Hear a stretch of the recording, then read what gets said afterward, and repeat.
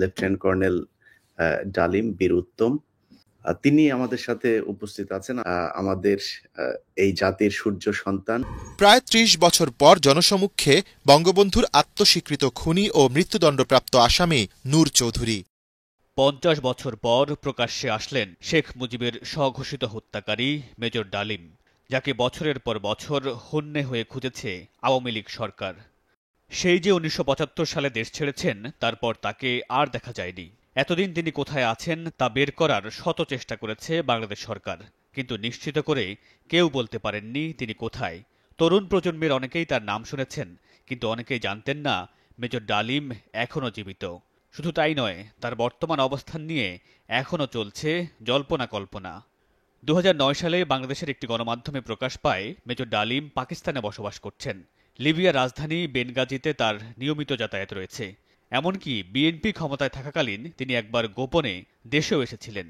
শেখ মুজিবের হত্যাকাণ্ডের সঙ্গে জড়িত খুনিদের বিদেশ থেকে গ্রেফতার করে দেশে আনতে ১৯৯৬ সালে আওয়ামী লীগ সরকার একটি টাস্ক ফোর্স গঠন করেন।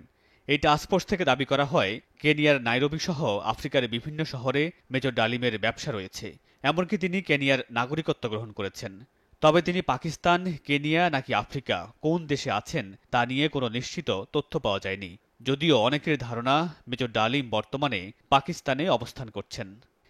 শেখ মুজিবকে নিজ হাতে গুলি করে খুন করা SHM-বি নূর চৌধুরীকে নিয়ে একটি অনুসন্ধানী প্রতিবেদন প্রচার করে কানাডার রাষ্ট্রীয় টেলিভিশন CBC।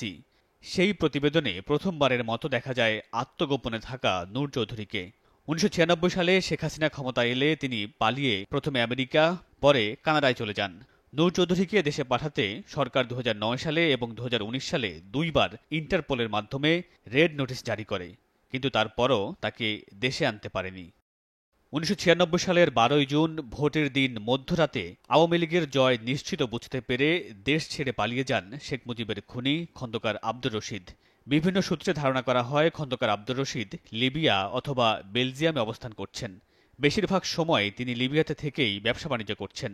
তাকে ফেরত পাঠাতে একাধিকবার রেড নোটিশ জারি করেও তাকে দেশে আনা সম্ভব হয়নি। কর্নেল M রাশেদ চৌধুরী যুক্তরাষ্ট্রের লস অ্যাঞ্জেলসে অবস্থান করছেন, এটা অনেকটাই নিশ্চিত। থাইল্যান্ড, লিবিয়া, জার্মানি ও কানাডার কূটনৈতিক চাকরিতে নিয়োজিত থাকার পর ২০১০ সালে তিনি লস অ্যাঞ্জেলসে থিতু হন। তাকে বাংলাদেশের কাছে হস্তান্তরের জন্য ওবামা প্রশাসনের কাছে চিঠি দিয়েছিল সরকার। যদিও দেশে ফেরত আসলে তার নিশ্চিত মৃত্যুদণ্ড কার্যকর করা হবে, তাই আমেরিকা সরকার তাকে দেশে ফেরত পাঠায়নি।